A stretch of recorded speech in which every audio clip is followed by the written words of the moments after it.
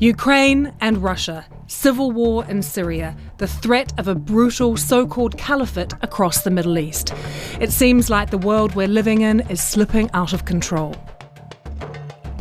9 months after protests that toppled a president, a vote returning Crimea to Russia, fighting in Ukraine's eastern region continues.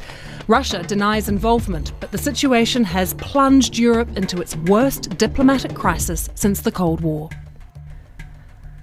While a long-term ceasefire has been agreed, violence in Gaza and parts of Israel this summer left more than 2,000 Palestinians and 69 Israelis dead.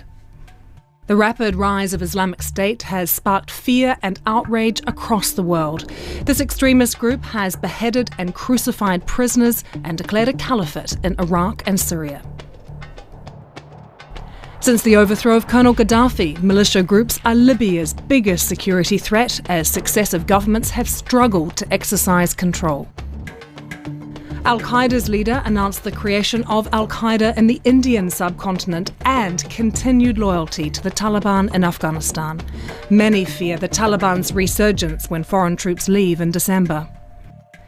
Southeast Asia has been the base of radical Islamist groups for decades, particularly those in the Philippines and Indonesia. Insurgents had been active in Africa too, with Nigeria the focal point of an offensive by Boko Haram. Its attacks, assassinations and abductions have led to the deaths of thousands. Violence continues in South Sudan and the Central African Republic. With events like these shaping our world and millions of people fleeing the conflicts, who holds the power? How do you operate in a world where diplomacy is off the table and sanctions don't appear to apply anymore?